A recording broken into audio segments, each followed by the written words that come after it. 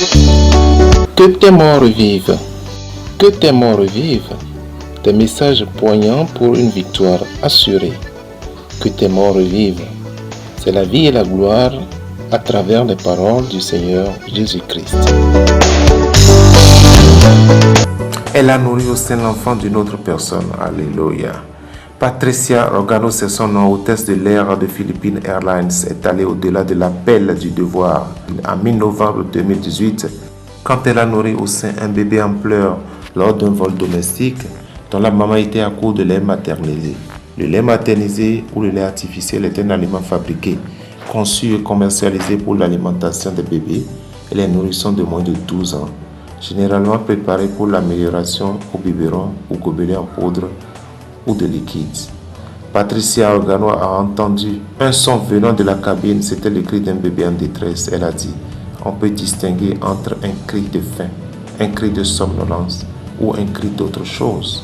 Organo, qui a une fille de 9 mois, a déclaré. Alors elle a marché dans l'allée pour approcher la maman et lui a demandé si elle avait besoin de nourrir son bébé. La femme en larmes a confirmé qu'elle n'a plus de lait maternisé avec elle et en effet, il n'y a pas de lait maternisé à bord.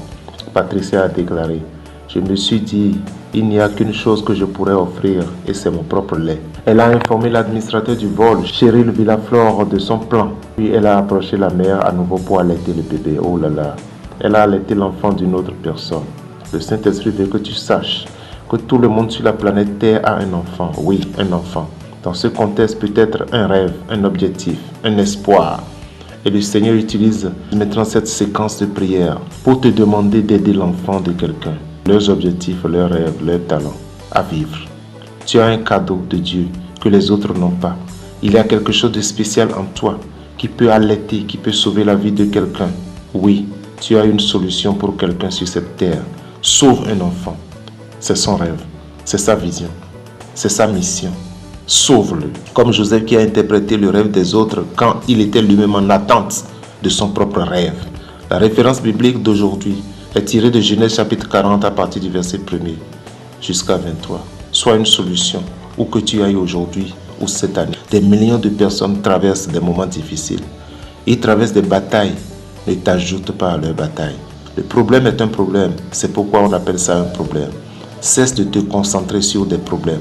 Concentre-toi sur des solutions dans ta vie. Il y aura toujours des obstacles, des défis, des problèmes. C'est la vie. Nous n'aurons pas toujours un doux voyage vers le succès. Ainsi, choisis de relever les défis. Ignore la négativité et le drame qui va avec et rappelle-toi souvent que c'est la solution qui compte. C'est la seule chose qui compte. C'est une solution. Aide quelqu'un à allaiter ses rêves. Aide quelqu'un à nourrir sa vision. Les autres personnes et les tiens ne mourront jamais. Et je déclare sur ta vie, pendant que tu es sous l'autorité de ma voix, tu es choisi comme un centre de solution cette année au nom de Jésus-Christ. Tu ne seras pas un agent de trouble pour les autres. Tu dois te concentrer sur des solutions aux problèmes partout où tu iras, au nom puissant de Jésus-Christ. Tu es un enfant de solution. Que tu es né pour gaillardir les autres. Que tu es né pour apporter la paix et la tranquillité aux autres. Que tu es né pour rafraîchir les âmes blessées. Tu n'es pas né pour attendre des autres, mais tu es né pour donner aux autres. Que la gloire de l'Éternel t'amène à être un grand donneur, donateur, donatrice au nom puissant de Jésus-Christ. Saint-Esprit de Dieu, merci. Amen.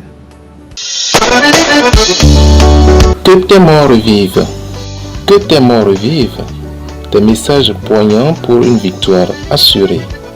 Que tes morts vivent, c'est la vie et la gloire à travers les paroles du Seigneur Jésus-Christ.